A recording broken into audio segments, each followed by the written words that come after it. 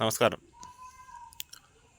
Shri M A ബേബിയുടെ ഒരു പ്രസ്താവന സൂംബ വിഷയമായിട്ട് ബന്ധപ്പെട്ട് ഒരു നിലപാട് അദ്ദേഹത്തിൻ്റെ സ്വന്തം അഭിപ്രായമാണോ പാർട്ടിയുടെ നിലപാടാണോ എന്ന് വ്യക്തമല്ല. എങ്കിൽ തന്നെയും അദ്ദേഹം പറയുന്നത് സൂംബ വിഷയമായിട്ട് ബന്ധപ്പെട്ട് മറ്റ് മതസമുദായത്തിൽപ്പെട്ട ആരെങ്കിലും അല്ലെങ്കിൽ ഏതെങ്കിലും ഒരു മതം ഈ പൊതുവിദ്യാഭ്യാസ വകുപ്പിനെതിരെ വിമർശിക്കുന്നതോ അങ്ങനെയുള്ള കാര്യങ്ങളോ ഒന്നും തന്നെ സ്വീകാര്യമല്ല, അല്ലെങ്കിൽ അതിനെ പാടെ തള്ളിക്കളയുന്നു എന്നുള്ളൊരു നിലപാടാണ് ഇപ്പോൾ എം എ ബേബി പറയുന്നത്, അല്ലെങ്കിൽ അദ്ദേഹം പൊതുസമൂഹത്തോട് കേരളത്തോട് പറയുന്നത്.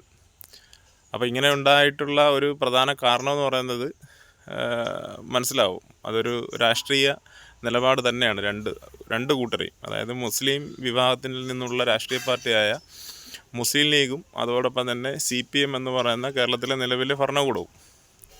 അപ്പോൾ ഭരണകൂടം ഒരു കൃത്യമായിട്ടുള്ള നിലപാട് കേരളത്തോട് പറയുമ്പോൾ ആ കേരളത്തിൻ്റെ വിഷയമായത് തന്നെയാണെന്നാണ് ഞാൻ വിശ്വസിക്കുന്നത്. അപ്പോൾ കേരളത്തെ ബാധിക്കുന്ന മറ്റൊരു കാര്യമാണ് സുപ്രീം കോടതിൻ്റെ ഒരു ഉത്തരവ്, അല്ലെങ്കിൽ സുപ്രീം കോടതി ഇന്ത്യ മഹാരാജ്യത്തോട് പറയുന്നത്, അതായത് ജാതി സെൻസസുമായിട്ട് ബന്ധപ്പെട്ട് ഉള്ള കാര്യങ്ങളുമായിട്ട് ബന്ധപ്പെട്ട് ഇപ്പോൾ കേരളത്തിൻ്റെ ഒരു നിലപാട് കേരളത്തോടോ അല്ലെങ്കിൽ ഈ ഇന്ത്യൻ സമൂഹത്തോടോ ഇതുവരെ നിലവിലെ ഭരണകൂടം, അതായത് LDF സർക്കാർ ഇതുവരെ പറഞ്ഞിട്ടില്ല.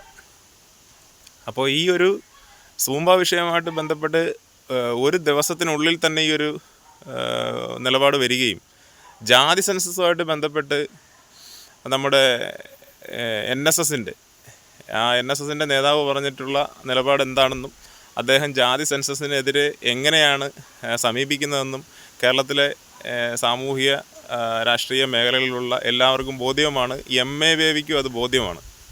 പക്ഷേ നമ്മൾ അത്ഭുതപ്പെടുത്തുന്ന ഒരു കാര്യം, അദ്ദേഹം ഒരു നിലപാട് പറയുക മാത്രമല്ല ചെയ്തത്, സുപ്രീം കോടതിയുടെ ഈ ഒരു ഉത്തരവുമായിട്ട് ബന്ധപ്പെട്ട് അല്ലെങ്കിൽ ഭരണഘടനയെ വെല്ലുവിളിക്കുന്ന രീതിയിൽ പ്രധാനമന്ത്രിക്കും രാഷ്ട്രപതിക്കും കത്തയച്ചിരിക്കുന്ന ഒരു വാർത്ത കൂടി നമ്മൾ കണ്ടു.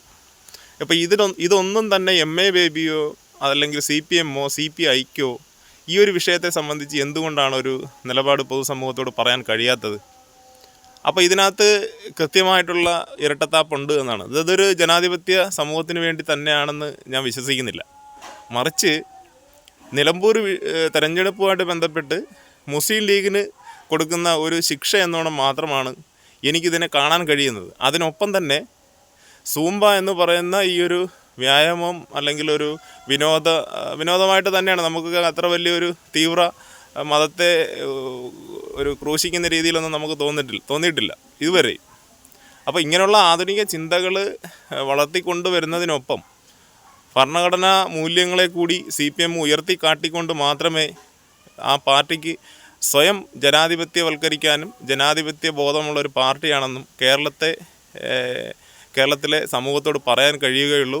എങ്കിൽ മാത്രമേ അതിനൊരു കൃത്യമായിട്ടുള്ള ഒരു പാർട്ടി നിലപാടുകളും അല്ലെങ്കിൽ ആ ഒരു ജാതി സെൻസസുമായിട്ട് ബന്ധപ്പെട്ട് നമുക്കും ഒരു ഉറപ്പ് കിട്ടുകയുള്ളൂ.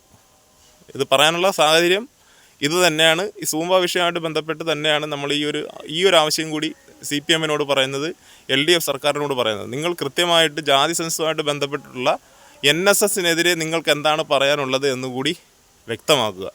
നന്ദി, നമസ്കാരം.